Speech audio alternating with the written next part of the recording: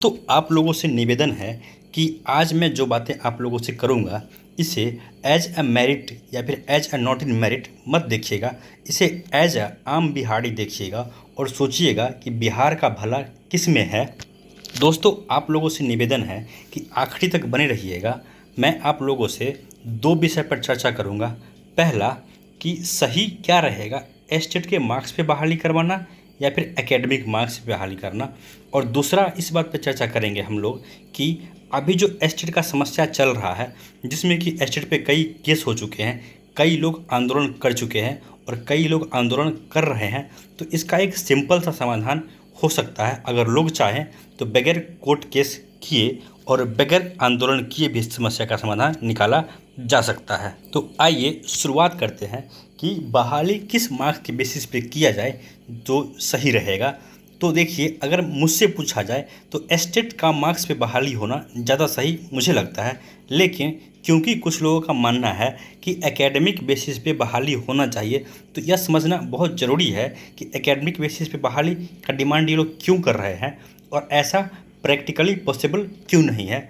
तो दोस्तों देखिए, जो लोग एकेडमिक बेसिस पे बहाली करने की मांग कर रहे हैं वो इसलिए कर रहे हैं क्योंकि बिहार सरकार का जो नियोजन इकाई का नियमावली है और जो नया नियमावली बन के आया है उसमें ऐसा कहा गया है कि नियोजन इकाई जो मेरिट लिस्ट बनाएगी उसमें बीएड का और उनके ग्रेजुएशन का मार्क्स जोड़ के डिवाइडेड बाई 2 किया जाएगा फॉर 9th एंड 10th।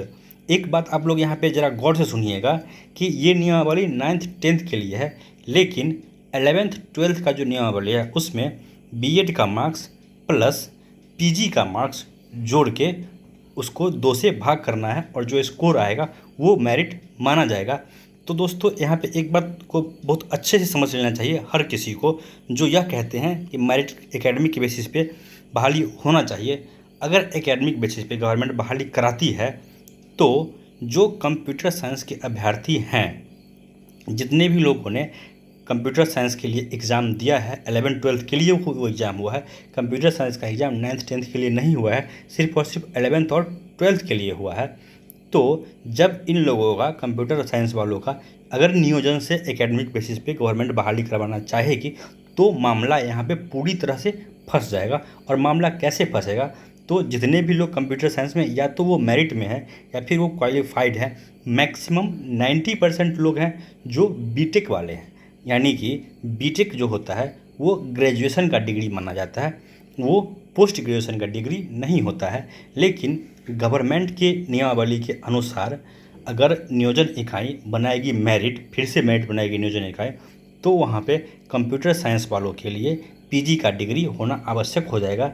तो यहाँ पे पेच बहुत बड़ा फंस जाएगा, क्योंकि जब एग्ज़ाम लिया गया, जब फॉर्म भरवाया गया, चार बार एग्ज़ाम लिया गया कंप्यूटर वालों का, वहाँ पे गवर्नमेंट ने बीटेक वालों को चांस दिया है और बीटेक वालों का एग्ज़ाम लिया है और बीटेक वालों को क्वालिफाई भी किया है और बीटेक वालों का मेरिट में भी डाला है। तो अगर गवर्नमेंट एकेडमिक बेसिस पे नियोजन इकाई में बनाती है मेरिट, तो ये मामला बहुत बुरा फंसेगा और ऐसा फंसेगा कि गवर्नमेंट को फिर से घूम के वापस आना पड़ेगा एस्टेट के मार्क्स पे। ये रहा पहला कारण जो मैंने बताया कि एकेडमिक मार्क्स पे बहाली संभव क्यों नहीं है। दूसरा कारण भी है कि एकेडमिक बेसिस पे बहाली अगर होगा तो वो पक्षपातपूर्ण होगा, वो न्यायपूर्ण नहीं होगा। वो कैसे, यह भी समझिए कि बहुत सारे लोग हैं जो अलग अलग यूनिवर्सिटी से पढ़े हुए हैं। कुछ यूनिवर्सिटी में एग्ज़ाम 800 का होता है, कुछ यूनिवर्सिटी में एग्ज़ाम 1000 का होता है, कुछ ऐसे भी यूनिवर्सिटी है जहाँ पे एग्ज़ाम 500 का होता है। तो गवर्नमेंट को सोचना पड़ेगा कि जिनका एकेडमिक 500 के बेसिस पे बना है, जिन्होंने 500 का एग्ज़ाम देके अपना एकेडमिक बनवाया है, जिन्होंने 800 का एग्ज़ाम देके अपना एकेडमिक बनवाया है, जिन्होंने 1000 का एग्ज़ाम देके अपना एकेडमिक बनाया है, उन अलग अलग लेवल के एग्ज़ाम दिया गया एग्ज़ाम और अलग अलग मार्क्स के लिए दिए गए एग्ज़ाम को आप एक तराजू में कैसे तौल सकते हैं। हाँ, ऐसा हो सकता है कि अगर आप कंप्यूटर साइंस को भूल जाते हैं तो बाकी लोगों ने बीएड तो किया होगा, लेकिन जो उनका एकेडमिक होगा वो अलग अलग यूनिवर्सिटी का होगा और हर अलग अलग यूनिवर्सिटी का अपना अलग अलग मार्किंग पैटर्न होता है। तो अलग अलग मार्किंग पैटर्न से बना हुआ एकेडमिक को आप एक जगह पे एक समान कैसे कर सकते हैं? ये न्यायपूर्ण कभी नहीं हो सकता है। तीसरा और सबसे इम्पोर्टेंट कारण है कि एकेडमिक के मार्क्स पे नियोजन में बहाली नहीं होना चाहिए। वो यह है कि आप लोगों को भली भांति यह बात पता है कि इस देश में बहुत सारे प्राइवेट यूनिवर्सिटी हैं और बहुत सारे गवर्नमेंट यूनिवर्सिटी हैं। तो जितना भी गवर्नमेंट यूनिवर्सिटी हो गया या जैसे या वो एनआईटी हो या फिर जो अच्छे यूनिवर्सिटी है या फिर अच्छे कॉलेज है गवर्नमेंट में, वहाँ पे सभी को पता है कि एकेडमिक मार्क्स बहुत ही कम मिलता है। लेकिन जो लोग प्राइवेट कॉलेज में पढ़ते हैं, प्राइवेट यूनिवर्सिटी में पढ़ते हैं, वहाँ पे उन लोगों का एकेडमिक बहुत अच्छा हो जाता है। मैं आपको बताऊँ, उदाहरण के लिए अगर आप में से किसी ने डीयू से पढ़ाई किया होगा, तो अगर आप लोग डीयू से ग्रेजुएशन करते हैं, आपका अगर 55 से 60% भी एकेडमिक है, तो वहाँ पे वह एकेडमिक बहुत ही अच्छा माना जाता है। लेकिन वहीं पे अगर आप किसी साउथ इंडिया के इंजीनियरिंग कॉलेज से या फिर साउथ इंडिया के प्राइवेट कॉलेज से आपने बीटेक किया है या फिर ग्रेजुएशन किया है, तो वहाँ पे नॉर्मल स्टूडेंट्स को या फिर कह लीजिए एवरेज या मैं कहूँ बिलो एवरेज जो स्टूडेंट होते हैं, उनका भी एकेडमिक 80% हो जाता है। तो अब ज़रा सोच के देखिए कि दिल्ली के डीयू जैसे कॉलेज में जो लोग पढ़ते हैं और जिनका 50 से 60% एकेडमिक बनता है, वो जो साउथ इंडिया से 80% एकेडमिक लेके आते हैं, उनसे कई मायनों में बहुत ज़्यादा टैलेंटेड होते हैं। तो अब अगर गवर्नमेंट डीयू के 50% को इक्वल करना चाहेगी साउथ इंडिया के कॉलेजेस के यूनिवर्सिटी की 80% को, तो कहीं ना कहीं ये 80% वाले तो निकल जाएंगे। लेकिन ये जो 80% से निकल के जो टीचर आएंगे, वो इतने क्वालिफाइड और उतने मेरिटोरियस नहीं होंगे जितने कि डीयू से स्कोर किए हुए 50% वाले टीचर। तो इस मुद्दे पे गवर्नमेंट को ही नहीं, हर एक मेरिटधारी को या फिर हर एक नॉट इन मेरिटधारी को, मैं तो एक शब्दों में कहूँगा कि हर एक स्टेट 2019 के कैंडिडेट को इस बात पे सोचना चाहिए। आप थोड़ा 2 मिनट के लिए अपना स्वार्थ को साइड में रखिए। राज्य का स्वार्थ किस में सही है, राज्य का भला किस में सही है, राज्य के गरीब बच्चों का भविष्य किस में बनता है, उस पर आप लोग थोड़ा ईमानदारी से सोच के देखिए। दोस्तों, हम लोगों ने समझा कि एकेडमिक्स मार्क्स पे बहाली कराने से क्या क्या प्रॉब्लम हो सकता है। तो ये समझना भी ज़रूरी है कि एस्टेट के मार्क्स पे अगर बहाली कराया जाए तो ये बहाली कितना आसानी से और कितना सुगमता से हो जाएगा और किसी को इसमें कोई प्रॉब्लम या फिर किसी को कोई ऑब्जेक्शन नहीं होगा। जैसे कि मैंने पहला समस्या बताया एकेडमिक के साथ कि कंप्यूटर साइंस में दिक्कत होगा, वहीं अगर एस्टेट के मार्क्स से बहाली कराई जाती है, एस्टेट के मार्क्स पे जो मेरिट बना है, या तो उस मेरिट के आधार पे बहाली हो जाए या फिर एस्टेट के मार्क्स पे गवर्नमेंट नियोजन इकाई में एक अलग से मेरिट बनवा ले। दोनों ही कंडीशन में जो इस समस्या का समाधान पूरी तरह से होता दिख रहा है। एस्टेट के मार्क्स पे बहाली कराने का दूसरा फ़ायदा यह भी होगा कि जितने भी लोग मेरिट में हैं या फिर नॉट इन मेरिट में हैं, जिनको गवर्नमेंट मौका देने की बात कह रही है, अगर एस्टेट के मार्क्स पे नियोजन इकाई में फिर से मेरिट बनाया भी जाता है, तो भी क्योंकि यह जो एग्ज़ाम हुआ है एस्टेट का, इसमें 150 नंबर का एग्ज़ाम हुआ है, जो हर किसी के लिए 150 का ही था, भले वो पेपर 1 के लिए हो या पेपर 2 के लिए हो, भले वो किसी भी सब्जेक्ट के लिए हो। तो कहीं ना कहीं एक न्यायपूर्ण चीज़ यही रहेगा कि एक लेवल का, एक स्तर का एग्ज़ाम, एक तरह के मार्क्स का एग्ज़ाम हुआ है, तो यहाँ पे किसी भी अभ्यर्थी के साथ कोई अन्याय नहीं होगा। लेकिन अगर एकेडमिक में हम लोग देखें तो अलग अलग लेवल का एग्ज़ाम होता है, अलग अलग यूनिवर्सिटी का होता है। कुछ यूनिवर्सिटी का जो होता है मार्किंग पैटर्न ईजी होता है, कुछ यूनिवर्सिटी का मार्किंग पैटर्न बहुत टफ होता है।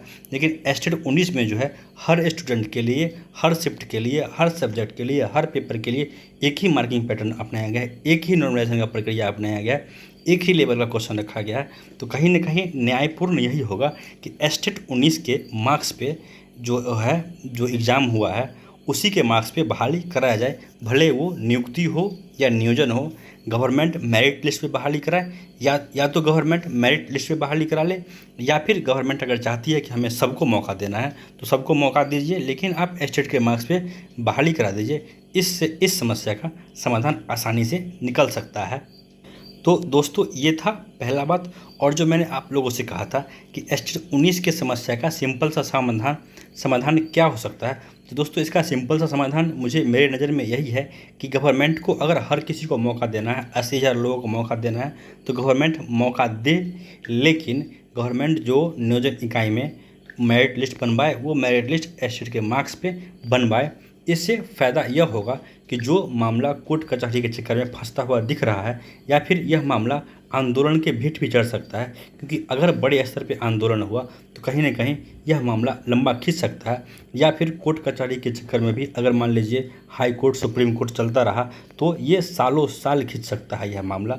तो अगर इस मामला को सरकार कोर्ट कचहरी के चक्कर से बचाना चाहती है, आंदोलन के भेंट नहीं चढ़ाना चाहती है, तो सिंपल सा समाधान इसका यही है कि गवर्नमेंट एस्टेट के मार्क्स पे बहाली करवा दे। इससे दो फ़ायदा होगा। गवर्नमेंट जो चाहती है कि 80,000 लोगों को मौका मिले, उन लोगों को मौका मिल भी जाएगा, और दूसरा जो मेरिट में लोग हैं वो मेरिट में ही रहेंगे और वो ऊपर ही रहेंगे।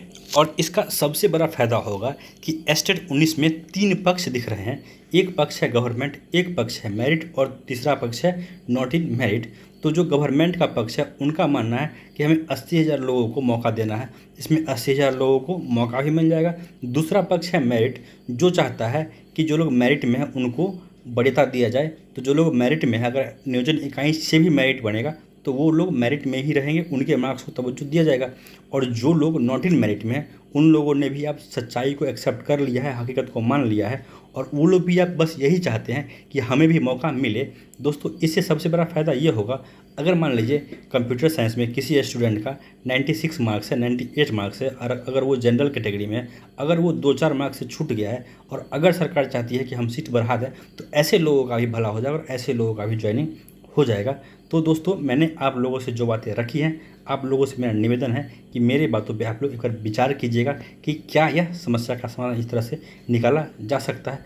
आप लोगों का क्या विचार है, कमेंट करके ज़रूर बताइएगा। दोस्तों, वीडियो देखने के लिए आप लोगों का बहुत बहुत धन्यवाद। अगर आप लोगों को मेरी बातें और मेरा विचार पसंद आया हो तो चैनल को सब्सक्राइब कीजिएगा, वीडियो को शेयर कीजिएगा। धन्यवाद।